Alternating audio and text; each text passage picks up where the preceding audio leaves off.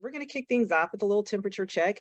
On a scale from 1 to 5, go ahead and rank your day so far. Are you happy? Are you pensive? Do you have a humorous itch that you can't scratch? Are you in a goofy mood? Are you feeling under the weather? Although the weather in New York City is pretty beautiful today. Are you angry? We're all humans. So all your emotions are valid. I would say I'm pretty happy today. How are other people feeling? Some people are feeling fatigued. So you know what? We're going to sort of try to recalibrate during this session and go ahead and move that scale up a little bit. Okay, so we ranked our day, how we're feeling, but how would you like to feel today? And so this is sort of the segue. These opening lines are going to kind of work as a segue into our lesson. So someone mentioned they feel fatigue. Would you like to feel energized? Would you like to feel kind? And so I want you to finish the following sentence. Today I commit myself to. So maybe you commit yourself to being kind today. Kind to yourself, kind to others. Maybe you commit yourself to being patient to those around you. Or maybe you just commit yourself to looking at the positive side in a negative situation. So go ahead and finish the following statement. Today I commit myself to, and we'll write for about 3 minutes. Now we are going to jump right in to our Employee Insider segment. So we are kicking things off with Laura Brusca. She is the SVP of Corporate Communications. Thank you so much. And I'm sorry I'm running late. Girls Right Now is an organization that I'm so just proud that Forbes is continuing to partner with. I remember when we did our centennial celebration with you all many years ago, and it was a great start to this partnership, and really mentoring young women is something I'm really passionate about. I think, you do make a lot of pivots early on in your career. So, and early on in your journey of figuring out what you want to do. As Margery mentioned, I'm SVP of Corporate Communications here at Forbes. I went to university at Denison University in Ohio. I'm originally from Kansas, so I'm from the Midwest. And when I was at school, I was studying communications and psychology. So I was a little bit like, I knew I loved communications. I really liked psychology as well. I learned during that whole double major process that honestly, like, communications was more my sweet spot, and that psychology would be something really tough for me because I think it would be very emotional for me to go through that process with different people. But I really started to focus on comms. And during my senior year, I did 2 internships. I, at the time, thought I wanted to be in advertising. So I was very passionate about creative advertising, had studied Ogilvy, had a book on Ogilvy, thought that was like where I was going to go next. And so I did 2 internships one summer, one in an advertising agency and one at my dad's company in his corporate communications department. And I just thought, I'm probably going to be bored at my dad's company. It's, it is what it is. But honestly, that summer, I realized that was what I wanted to do. Everyone in that department it was an energy company. They were doing really interesting work. They were dealing with issues in crisis management. They had me create an employee communications project, and I felt like it was something that I was never going to be bored doing, which has till this day remained true. Right out of college, I landed a what's called an executive training opportunity at a major PR firm in New York City called Reuter Finn. So I started my career there. It was a 4-month trial. And I worked while I was at Reuter Finn with a variety of different clients. So I did corporate thought leadership with pharmaceutical companies like Novartis. And I worked with companies like Kering that own Gucci and Saint Laurent. So major fashion houses, and H&M and Duty Free Shopping Group. But one of the projects that I worked on while I was at Reuter Finn that I was most passionate about was I was able to launch a pediatric drug for malaria in Tanzania. And I actually got to oversee the English speaking launch, bringing in media from across Africa. And it was incredible, like going in organizing a trip in a different place. It was scary, it was exciting. It was a little chaotic, but a lot of fun, and one of those really great memories early in my career. So I was at the agency for 6 years. And then after being there for a while, I said, you know what, I want to make a change. I want to go in-house. I'm very passionate about media. And when the opportunity at Forbes came along, I was so excited and I jumped on it. So I've been at Forbes now for about 8 years, and I've kind of climbed the ladder within my department, starting off as a senior manager, going all the way to SVP where I'm at now. And it's been a really incredible journey. We have a very tight-knit team. We call ourselves the small but mighty team, and we get to work with everyone. I feel like across the company, we get to work with Jess, we get to work with Brooke and Carrie, and just on so many great projects, whether it's employee communications to a lot of external communications, our media for our editorial content. Like we just had a really great article post today that's a cover story on cannabis. We also work on a lot of our live events, promoting those. So we're excited to promote events coming up like our Women's Summit. We do issues and crisis management. So we do a lot of different types of things within our department. I'm here if you have any questions. Brooke, the floor is yours. Hi, how are you all? I'm so happy to be here with everyone. Thank you for the intro. So my name is Brooke Dunmore, and I go by the pronouns she, her. I am the VP of Benefits and HRIS, which essentially means I oversee our employee benefits here at Forbes. So things like medical insurance, retirement plans, 401k, all that good stuff. And then our HR information system, which is essentially how we communicate with our employees and also pay employees through. So all important things in my eyes. I've been with the company 15 years, which is kind of crazy to say. I will say I did not go to school for human resources. I didn't go to grad school for it or business school. When I was in college, I actually didn't know what I wanted to do, like many of us are kind of unsure until we go through some different courses and decide. I ended up picking sociology, and sociology is really the study of society, right? So the relationships between folks in a society that actually make up that structure of a society. And one of the reasons I chose it was just because I felt like it could probably, a lot of the skills that I learned in sociology, I think really apply to a lot of different careers. And I sort of fell into human resources, but just loved it because I use a lot of what I learned in sociology for human resources, looking at data and demographics to make sure that what we're offering our employees are what our employees actually need to feel supported and have their best work and life with any way that Forbes can support them. I think one pivotal moment in my career here was where I actually started focusing mostly on employee benefits. And then there was an opportunity, there was a problem essentially that we needed to solve. And that was moving our HR system to a more self-service tool, which is a big deal so that employees can actually put information in. So stepping into that problem to find a solution, that's how I was able to actually move into the HR tech side of the field.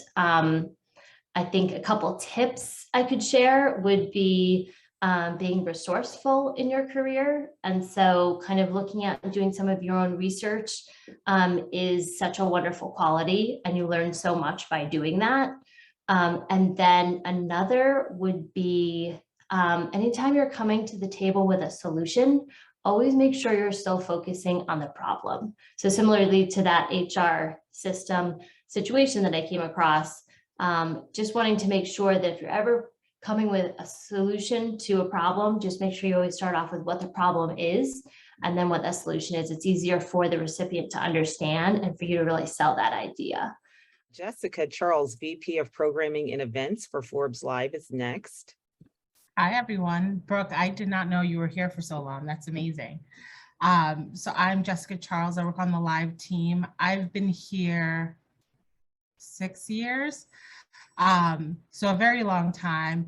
In college, like Brooke sort of mentioned, that she didn't know what she wanted to do. I thought I knew what I wanted to do because I thought I knew everything. And I was convinced I was going to work in PR. And I graduated during the height of the recession, nobody could get a job. I kind of bounced around trying to figure out what I was going to do. And wasn't really paying attention to events and that there were in every role I was in, but I was convinced. I was like, nope, PR. So I took on, I was like an admin at a company that my dad was like, is this a real company? Like, how do you get paid? I was a volunteer coordinator for a student exchange organization. I, worked as a coordinator at a biotech in Billerica, Massachusetts. And then I started doing events there and realized that this is really what I wanted to do, and applied at Forbes and got it. And I started as an event coordinator on the logistics team, and then moved into our programming team. And now I oversee both of the teams, programming and logistics. And it's phenomenal. Like I won't lie and say my job is not cool. We get to travel the world, meet fantastic speakers, create phenomenal discussions, literally see a project be made in front of you because you brought audience members together. But I can tell you it is a very stressful job. It is, like I always tell my team, like, we're not saving lives, it'll be fine. But it's one of those things where from the outside, people are like, oh, it's so much fun. And yes, it's fun. I think that's part of every job, but there are parts of your job that you hate, and that is okay. And it's okay to have those times where you're just like, my job sucks right now and I don't like doing it. But really relishing in the love of it and what at the end of the day what our brand does and how we are able to work. I oversee a team of 8 phenomenal people who put their blood, sweat, and tears every day into what we do. And of course, the live events industry was completely upended during the pandemic, and we pivoted very, very fast, and it was a lot. And then, of course, now we're back to in person, and we pivoted quickly back to in person. So it's been like being shot out of a cannon. Our first like real in-person summit was somehow 1,000 people in Las Vegas. We did an event in Abu Dhabi for about 300 people in March. We're doing so many more coming up. So it's so exciting, and I'm excited to be here and talk to you all and really get to like talk about what you're thinking for your career. And just know it always pivots. Like I know people who are older than me that are making career changes right now. Like there will never be a time where you're like, oh, I have to commit to this, because there might be something that you find that you like better than something else. I found that when I switched from logistics to programming, people do bigger switches. So really being nimble and being open to change is really key. So setting your intentions. Why set intentions? Well, setting intentions is all about the how, like how you want to be as you are living life. So it really comes down to being in the moment, and it only takes a moment to set daily intentions. And doing so is a powerful and wonderful way to put in motion a successful day, week, month, a year, and so on. Setting intention is choosing a life that centers one's energies on pursuits of lasting value that positively determine the direction of your life. So in short, your daily intention should center around your currency of happiness. So a few benefits of setting intentions. Well, again, you focus on the moment. It raises your emotional energy, and it helps you identify and live your value, which paves the way to success. And additionally, setting intentions provides inspiration and motivation to actually achieve your purpose, which can definitely be used to inform your goals. Next slide, please. Okay, so we're going to take a moment to set our intentions by your response to the following line that you used during the opening line. So each one of you committed yourself to something. You're going to state your intention. We're going to inhale deeply, and then we're going to exhale. So we're going to do this 3 times. So close your eyes. State today, I commit myself to. Inhale deeply. Exhale. With your eyes closed, state your intention. Inhale deeply, inhale, inhale. Exhale. Your eyes are still closed. You're stating your intention. Inhaling deeply. Hold it in. Exhale. Okay. Pause for a moment, just being present. Feet are on the ground. Your spine is straight. Open your eyes. And as you practice this exercise daily, just a little tip, it's a good idea to set your intentions each day with a trigger action, such as maybe taking a shower, brushing your teeth, taking your first sip of juice or coffee. And this will actually help program your subconscious to positive associations with this everyday task. So moving right along. So how do intentions and goals differ? Well, an intention is a chosen theme that allows you to achieve alignment in your life. And a goal is the desired result that one wishes to attain. So the practice of setting intentions can change your life by giving you the inspiration and motivation to achieve your purpose, while goal setting helps us to stay motivated, keeps us accountable, and helps us measure our progress towards success.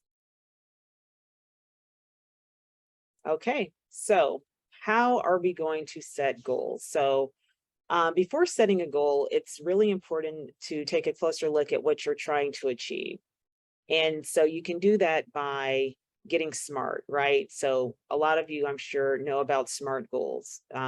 They're specific, so you narrow down your goal so that you understand how it is achieved. So for example, instead of saying, I want to go to college or I want to be a leader, you could say, I want to earn a bachelor's degree from this university with an excellent department in English, or I want to become an editorial manager for a publishing startup.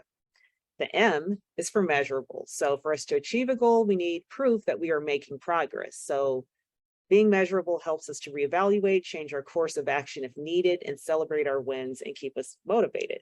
So for example, an example of a measurable goal is I will apply to 5 colleges with excellent English departments, or I will apply to 4 open editorial manager positions at a publishing startup.